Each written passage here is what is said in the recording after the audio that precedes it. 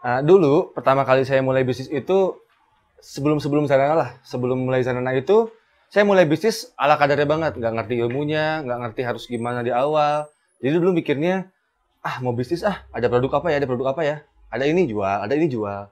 Nah, hasilnya kita nggak ngerti, ini kenapa ya saya jual ini ya, kenapa ya saya jual ini ya. Jadi nggak ada why-nya. Nah, sampai suatu hari ada Seth Godin pernah bilang, don't find customer for your product, tapi find product for your customer. Nah, ini nyambung sama teorinya bukan langsung laris, yaitu bidik pasar potensial. Nah, waktu itu saya pikir gini, pasar potensial itu apa sih? Oh, ternyata pasar potensial itu adalah suatu kumpulan market pasar yang dia tuh mencari sesuatu, tapi nggak ada supply-nya.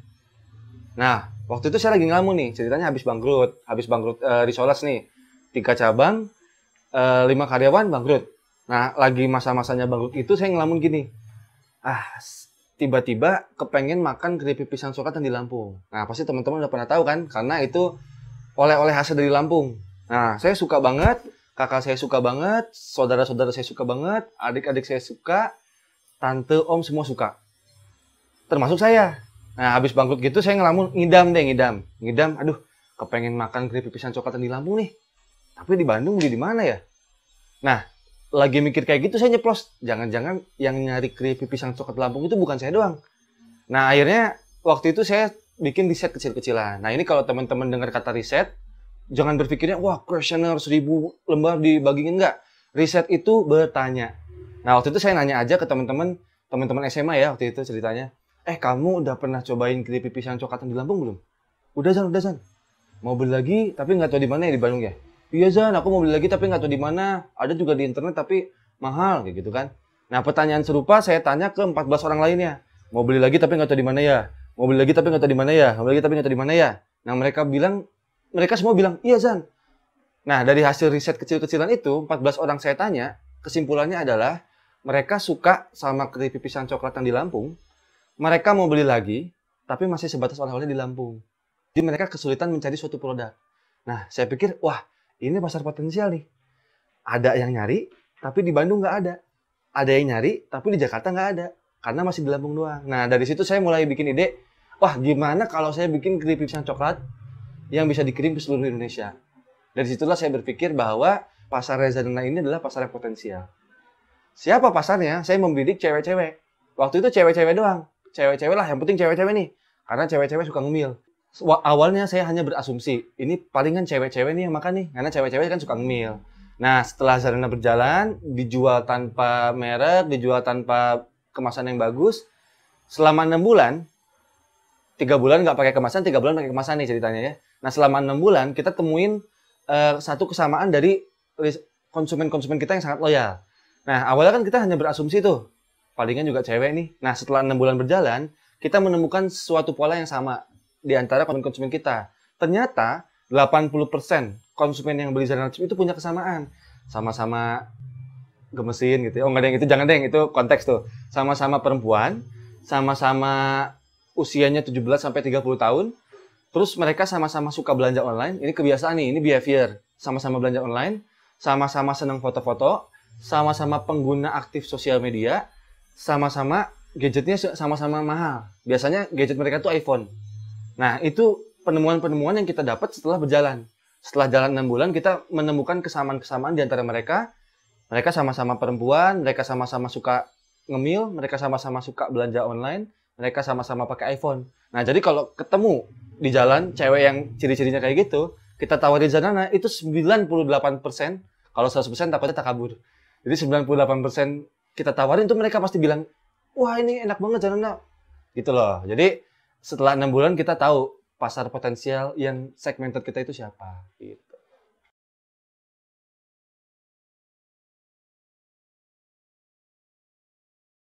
Nah, setelah kita tahu kita mau membidik pasar yang mana, setelah kita tahu nih, wah ini pasar potensial banget nih. Kayaknya kalau kita main di pasar itu uangnya gede nih, misalnya kayak gitu ya.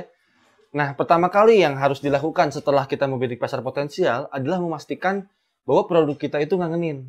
Sama kayak yang ada di Formula 7 Formula bukan langsung laris. Nah, produk yang ngangenin itu apa sih? Produk yang ngangenin itu adalah produk yang membuat orang yang mencobanya itu balik lagi, balik lagi, balik lagi. Jadi produk ini memang siap. Produk ini nggak mengecewakan lah istilahnya kayak gitu. Karena banyak, pernah mungkin teman-teman melihat fenomena-fenomena ada bisnis yang boomingnya cepet, booming. Tahu-tahu hilangnya cepet juga. Nah, setelah saya perhatiin, ternyata yang salah itu adalah produknya, kontennya. Produknya nggak ngangenin. Mereka hanya memoles kemasan, hanya memoles konsep marketing. Setelah orang-orang tahu, setelah orang-orang coba, ternyata rasanya kayak gini nih. Nah, kita sadar akan hal itu. Dan kita pun mempraktekkan produk yang ngangenin dulu. Sebelum kita bikin kemasan, sebelum kita bikin merek. Nah, apa yang waktu itu saya lakukan? Waktu itu saya ngabisin uang, nggak banyak juga sih. Paling cuma 300 ribuan doang lah. Nah, jadi saya bikin bumbu yang enak duluan nih. Saya bikin pakai tangan saya sendiri. Jadi saya sediain timbangan elektronik, timbangan gramasi gitu, terus kita bikin mangkok di atasnya, ditaruh mangkok di atasnya, terus saya mulai eksperimen, uji ngangenin. Nah, waktu itu saya belanja bumbu-bumbu semua yang ada di toko bahan kue, saya beli tuh. Ada tepung A, tepung B, tepung C, saya beli, saya belanja, terus saya campur-campurin satu-satu. Misalnya ini gula halus 50 gram. Dicatat jangan lupa. Terus susu bubuk A, campur 50 gram. Ini campur, terus saya campurin keripik pisang. Campur, aduk. Saya cobain. Belum nih. Ulang lagi. Singkat cerita, dapatlah keripik pisang dan rasa coklat pertama kali. Nah, terus apakah langsung dijual ke pasaran? Enggak. Saya mulai jual ke lingkaran sekitar dulu. Saya jual ke teman, ke temannya teman, ke temannya teman. Terus saya jual ke saudara, jual ke temannya saudara. Nah, tujuannya apa? Tujuannya supaya feedbacknya masih tercover sama kita, feedbacknya masih terdengar sama kita. Kalau kita jual langsung ke publik, apalagi udah bermerek, wah ini jalannya begini ternyata rasanya. Nah, saya menghindari itu. Saya kepengennya saudara-saudara dulu yang nyobain, nah akhirnya mereka ngasih feedback. Zan, ini kurang rasa coklatnya nih. Nah, saya perbaiki, coklat saya tambahin. Zan, kayaknya kurang manis deh. Nah, saya tambahin lagi gulanya. Terus begitu dilempar lagi, mereka kasih feedback lagi. Zan, ini bumbunya kurang banyak nih. Saya tambahin lagi bumbunya. Terus lempar, mereka kasih feedback lagi. Zan, ini kayaknya coklatnya terlalu pahit. Saya tambahin lagi susunya supaya nggak terlalu pahit. Begitu terus selama 1 bulan. Nah, setelah 1 bulan uji ngangenin, akhirnya ketemu nih. Waktu itu masih cuma ada rasa coklat doang. Setiap kali ada orang pertama kali beli Zanana, itu 90% mereka bakal beli lagi. Jadi misalnya gini ya, Zan, teteh mau dong cobain Zanana chip 1 aja dulu. Mereka beli 1, Zan, teteh mau lagi dong beli 2. Terus besoknya, Zan, teteh, teman teteh nitip nih, teteh beli 5 ya. Terus besoknya, Zan, teteh kepengen jadi reseller dong. Nah, jadi setelah kita tahu, wah 90% orang yang coba Zanana chip ini mereka beli lagi terus. Nah, berarti produk kita udah ngangenin. Kayak gitu. Nah, kembali ke fenomena bisnis booming cepet, hilang cepet. Nah, yang membuat bisnis booming itu sebenarnya konteks atau packaging atau bisa dibilang juga konsep marketingnya lah. Terus cara penyajiannya, cara penyampaiannya itulah yang membuat mereka terkenal. Nah, tapi apa yang membuat mereka cepat menghilang? Itu adalah produk yang ngangenin. Nah, let's say kita sekarang sudah memastikan bahwa produk yang akan kita buat booming itu adalah produk yang ngangenin. Kita itu fondasinya banget. Nah, sekarang adalah bagaimana caranya orang-orang tahu bahwa produk kita itu produk yang ngangenin. Nah, nggak ada cara lain kecuali kita memperbaiki kemasan, memperbaiki konteks, memperbaiki packaging, memperbaiki topeng, misalnya kayak gitu ya. Nah, kenapa penting untuk memoles kemasan? Kemasan yang menarik itu membuat orang lain mencoba. Jadi, mau seenak apapun produk kita, mau sengangenin apapun produk kita, kalau misalnya kemasannya nggak membuat orang lain mencoba, nggak menggoda orang lain, itu orang-orang nggak akan tahu bahwa produk kita memang enak. Nah, makanya sebelum kita membumingkan, sebelum kita lanjut ke formula-formula berikutnya, kita harus pastikan adalah setelah produk yang memang teruji ngangenin, yang harus kita pastikan selain itu adalah kemasan yang menarik, kemasan yang pertama kali diambil, itu lebih penting. Jadi mungkin kalau teman-teman lihat Zanana Chips kemasannya dulu nih, ini kemasannya simple banget, nggak ada produk yang aneh-aneh. Mungkin kalau dibilang estetik pun nggak begitu estetik, nggak begitu indah. Tapi yang kita tekankan di sini adalah kemasan yang pertama kali akan diambil oleh calon konsumen. Gimana caranya? Caranya adalah riset dulu produk-produk sejenis teman-teman yang lainnya kayak gimana. Kalau saya nih ya, keripik pisang. Waktu itu saya mulai ngelihat Bahkan saya beli satu-satu keripik pisang yang udah ada di pasaran. Saya liatin kemasannya, saya jajarin apa kesamaan dari mereka. Oh, mereka sama-sama paper bag semua. Semuanya sama-sama rame semua. Nah, karena kita kepengen kemasan kita adalah kemasan yang pertama kali diambil, simple. Tinggal dibolak-balik aja. Nah, begitu orang lain paper bag warna coklat semua, kita bikin warna selain coklat. Ketika orang lain desainnya penuh dengan pepohonan, bunga-bunga, segala macam, kita simple aja. Zanana, pisang, tagline. Nah, tujuannya adalah supaya ketika orang lain, mungkin anggaplah ini adalah produk-produk keripik pisang yang dijajarin ya. Misalnya ini ada sebuah supermarket, ada keripik pisang dijajar. Ini ada namanya arak keripik pisang. Nah, tugas si kemasan yang pertama kali diambil adalah gimana caranya kemasan kita stand out dibanding kemasan-kemasan yang lain. Nah, itu perlu riset kecil-kecilan aja. Kita lihat kemasan-kemasan kompetitor kita kayak gimana, kita bikin yang berbeda. Kalau orang lain multicolor, kita bikin single color. Nah, kalau orang lain single color semua, kita bikin multicolor semua. Kalau teman-teman kompetitor nanti desainnya rame, kita bikin simple. Kalau semua produk lain simple, kita bikin rame sendiri. Pokoknya intinya gimana caranya kita membuat kemasan yang stand out pertama kali dilihat sama orang lain. Orang lagi jalan ya, apa nih kuning-kuning? Karena kita kuning sendirian. Di saat yang lain paper bag semua, coklat semua. Nah, itulah teman-teman pentingnya kemasan yang pertama kali diambil. Karena bagaimana orang-orang tahu bahwa produk kita ngenin kalau nggak membuat orang lain mencoba atau tertarik.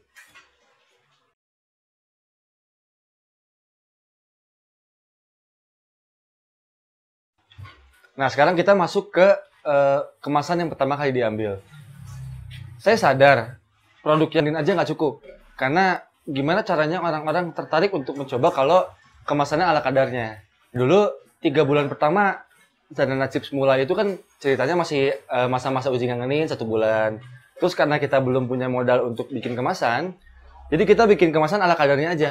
Nggak ada merek, nggak ada kemasan kuning-kuning gini, cuman plastik biasa, dijual 10 ribuan. Nah, waktu kita merancang kemasan yang pertama kali diambil, waktu itu yang saya lakukan adalah meriset atau mendata produk-produk serupa, sejenis. Jadi, waktu saya googling, keywordnya keripik pisang. Atau jual keripik pisang. Nah, keluar kan semua merek-merek keripik pisang. Terus saya ambil fotonya, save gitu kan. Terus saya jajarin. Nah, sekarang kita tinggal berpikir gimana caranya Zanana Chips itu stand out dibanding kemasan-kemasan yang lain. Kemasan-kemasan produk sejenis lainnya. Nah, waktu itu saya mulai mendesain dari desain kemasan depannya, tampak luarnya. Nah, waktu saya lihat kemasan-kemasan sejenis keripik pisang lainnya itu terlalu banyak gambar. Ada pohon-pohonan, ada bunga-bunganya, ada kartun-kartunnya. Sebenarnya kan simple, supaya untuk untuk stand out, supaya terlihat lebih unggul itu kan kita cuma dibalik-balik doang. Jadi ketika saya waktu itu ngelihat kemasan yang lainnya rame, saya bikin kemasan Zanana simple aja. Cuman dibikin merek doang, dibikin pisang satu, terus dibikin tagline. Jadi nggak ada yang lainnya. Dan ketika yang lainnya itu multicolor, begitu banyak warna, ada warna coklatnya, ada warna hijaunya, kita bikin kuning aja. Gitu. Nah, setelah kita riset, hasilnya jadilah ya. Ini kemasan pertama kita yang pertama kali. Sebenarnya nggak ada bedanya sih, cuman beda bahan doang. Nah, sebelum hasilnya warna kuning itu, waktu itu saya kan cuman ngeriset kemasan-kemasan yang lainnya tuh, kemasan keripik pisang yang udah ada. Waktu itu awalnya warnanya nggak kuning, warnanya ikut-ikutan paper bag gitu. Jadi mentang-mentang yang lainnya paper bag, saya latah kepengen juga warna coklat juga, karena ini jebakan nih, karena otak kita terbiasa ikut-ikutan orang lain kan. Jadi ketika orang lain warnanya coklat, waktu itu juga sama, hampir kita nyetak warna coklat. Cuman setelah dipikir-pikir, kenapa nggak warna kuning aja ya? Padahal kan warna kuning itu warna yang jarang dilihat, dan itu warna yang beda dari pesaing-pesaing kita. Akhirnya kita ganti lagi, kemasannya kita bikin warna kuning, terus ukurannya kita rapihin lagi, terus desainnya kita perbaikin lagi di belakangnya. 4 bulan setelah kita mulai Zanana, jadilah kemasan yang baru. Kemasan yang membuat orang lain tergoda untuk mencoba.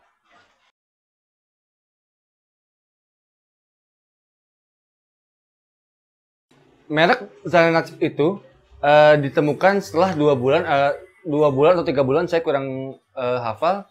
Itu 2 bulan, setelah 3 bulan barulah muncul nama Zanana Chips. Nah, dari mana sejarah awalnya? Jadi sebenarnya waktu nyari-nyari nama itu saya kebingungan. Kalau teman-teman kan minta tolong misalnya, Zan, bisnis aku ini nih, tapi belum kasih nama, namanya apa ya? Coba namanya ini.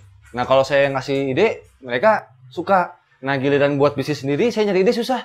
Apa ya namanya, keripik pisang apa gitu kan, bingung.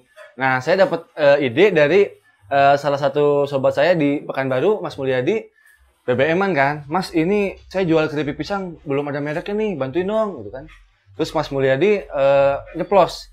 Udah aja namanya Gazanana. Tuh, Gazanana. Bagus juga nih. Sama saya gaknya dihilangin, jadilah Zanana. Nah, setelah dicocokkan dengan 5 poin atau 5 kisi-kisi yang ada di Buka Langsung Laris, di merek yang ngetop, ternyata cocok juga tuh Zanana. Pertama, sesuai dengan target market. Walaupun memang si Zanana ini nggak bisa dibuat datanya ya, apakah sesuai target market atau enggak. Cuman secara pribadi saya, secara intuisi, kalau denger Zanana tuh keren aja. Boleh sebut merek nggak ya ini? Zanana, Zalora, Zara, Zoya. Pokoknya yang ZZ itu Gazan, itu keren-keren. Jadi, Gazan ya kerennya. Jadi, Zanana itu saya berpikir, wah ini bakal menjadi cemilan yang eksklusif sesuai dengan target market saya. Jadi, itu pertama. Terus, menghindari angka singkatan, terus tidak ada angkanya. Terus, yang lebih penting itu adalah mudah diucap dan unik. Terlepas dari itu semua, unik menurut saya paling penting. Jadi, waktu itu akhirnya saya menetapkan, berdasarkan ide dari Mas Mulyadi, G-nya saya ilangin, jadilah Zanana Chips.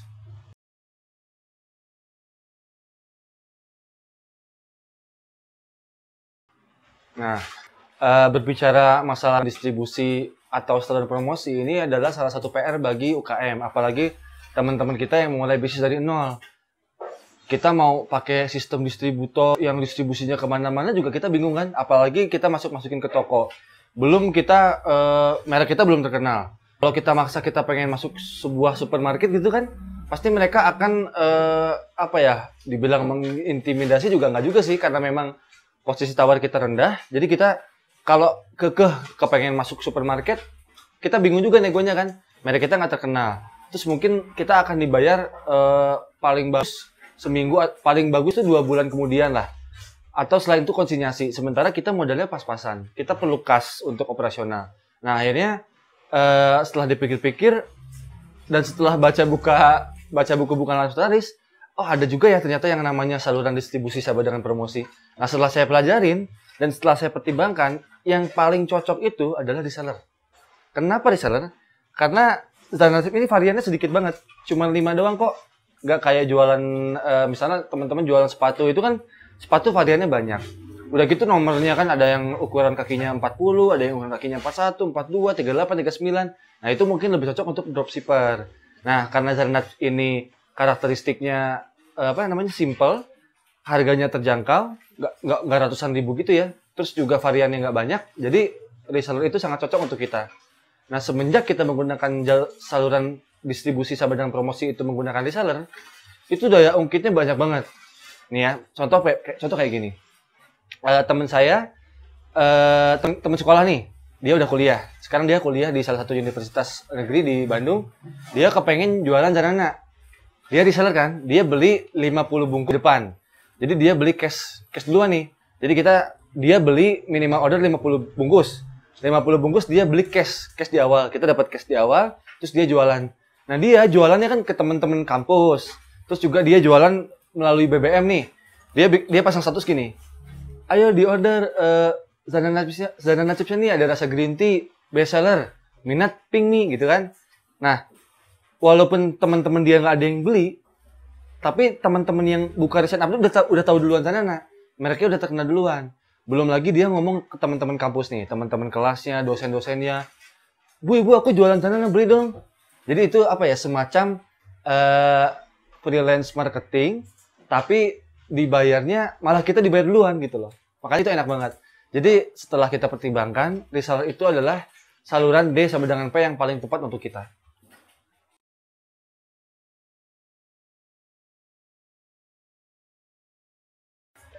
Nah, kembali ke awal-awal tuh, waktu awalnya kan saya berasumsi membidik suatu pasar. Itu hanya berasumsi perempuan. Nah, setelah 6 bulan berjalan, setelah produknya teruji ngangenin, dikasih merek yang ngetop, dikasih kemasan yang menarik, pakai saluran reseller. Nah, setelah 6 bulan berjalan, kan kita menemukan segmen yang lebih spesifik. Sama-sama pengguna iPhone, sama-sama suka ngemil, sama-sama suka foto-foto, sama-sama pengguna aktif sosial media. Nah, sekarang gimana caranya Zanana Chips terkenal, booming di kalangan target market kita itu? Target market yang dari awal udah kita bidik. Nah, kita berpikir si target market kita ini, dede-dede gemes ini nih, yang pakai iPhone, yang suka belanja online, itu mereka ngumpul di mana sih? Nah, ternyata mereka itu lagi ngumpul di Instagram, sosial media Instagram. Nah, jadi waktu itu kita berpikir, gimana caranya supaya Zanana Chips terkenal minimal di Instagram. Karena di Instagram itu adalah tempat berkumpulnya target market kita. Nah, waktu itu apa yang kita lakukan? Yang kita lakukan adalah menggunakan strategi endorse. Nah, jadi kalau berbicara soal endorse itu sebenarnya udah ada dari dulu sih. Cuman dengan adanya Instagram itu endorsement jadi lebih mudah. Kita menghubungi artis jadi lebih gampang. Nah, waktu itu kita mulai endorse artis yang followersnya 10 ribuan, 15 ribu, bahkan followersnya 8 ribu pun kita endorse. Jadi bayangin gini, ada sekumpulan dede-dede gemes gitu ya, dia nge-follow satu selebgram.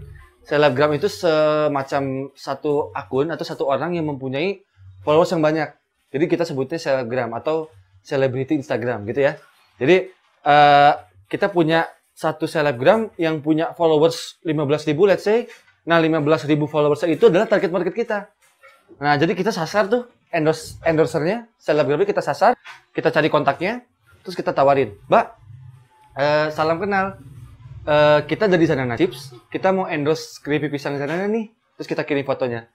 Boleh minta alamatnya nggak sama nomor telepon untuk pengiriman? Nah, dia ngirim tuh, dia kasih endorsernya. Boleh mas, kirim ke sini ya. Nah, begitu kita kirim Zanana Chips ke tempat alamat selebgramnya foto-foto sama Zanana kan lucu-lucuan gitu. Cekrek gitu kan. Terus dia upload. Nah, followers dia yang 15 ribu itu ngelihat Zanana. Dan cara yang serupa, kita duplikasi lagi ke banyak banget selebgram yang kita endorse. Nah, alhasilnya selama kurang lebih 3 bulan itu reseller ngantri.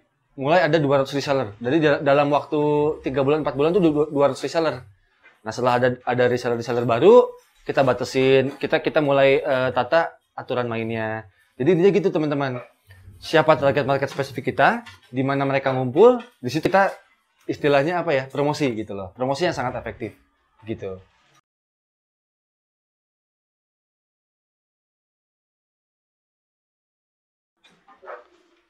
Nah, berbicara soal lompatan konversi atau pengungkit konversi, itu saya hanya memastikan bahwa semua yang kita lakukan ini efektif atau tepat sasaran.